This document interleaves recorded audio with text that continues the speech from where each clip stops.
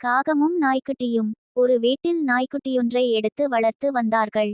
அந்த நாய்க்குட்டி காகத்துடன் நட்பாக இருந்தது. ஒரு நாள் காகம் மிகவும் கவலையுடன் அமர்ந்திருந்தது. இதை கண்ட நாய்க்குட்டி காகத்திடம் சென்று, "என்ன காக்கையாரே, ஏன் ஒன்றும் பேசாமல் வருத்தமாக இருக்கிறீர்?" என்று கேட்டது. அதற்கு காகம், "மனிதர்கள் மற்ற பறவைகளை அன்புடன் வளர்க்கின்றார்கள்.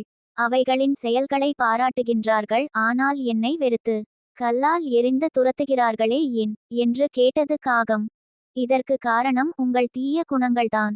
இதை நீங்கள் இல்லாது செய்தால் உங்களையும் அன்பாக நடத்துவார்கள்" என்றது நாய்க்குட்டி. "எங்களிடம் அப்படியென்ன தீய குணங்கள் உள்ளன? கடமை, சுத்தம், இப்படி பல நல்ல குணங்களில் நாங்கள்தான் சிறந்தவர்கள்" என்று சொன்னது காகம். "உண்மைதான்" என்றது நாய்க்குட்டி. "பகிர்ந்துண்ணும் பண்பை கற்றுத்தந்ததும் நாங்கள்தான்" என்று பெருமையோடு சொன்னது காகம். "ஆமாம், அதுவும் உண்மைதான்" என்று மறுபடியும் சொன்னது நாய்க்குட்டி. "இப்படி நல்ல குணங்கள் எம்மிடம் இருந்தும் மற்ற பறவைகளுக்கு உள்ள மதிப்பு எங்களுக்கு இல்லையே ஏன்? குயில் கூவும்போது அதன் இனிமையை இரசிக்கிறார்கள்.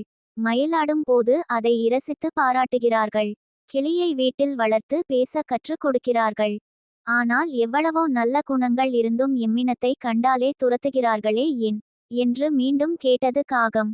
"ஏன் என்று நான் சொல்லுகிறேன். உங்களிடம் எவ்வளவு நல்ல குணங்கள் இருந்தாலும் உங்களிடம் இருக்கும் சில தீய குணங்களால் தான் மனிதர்கள் உங்களை வெறுக்கிறார்கள்" என்று கூறியது நாய்க்குட்டி.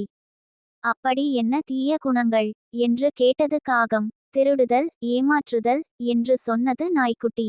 காகம் தலை குனிந்தது. "நீதி, ஒருவரிடம் எவ்வளவு நல்ல பண்புகள் இருந்தாலும் அவரின் ஒரு சிறு தீசெயல் அவரை அவரின் அத்தனை நல்ல பண்புகளில் இருந்தும் மறைத்து அந்த தீசெயலே முன்னிற்கும்."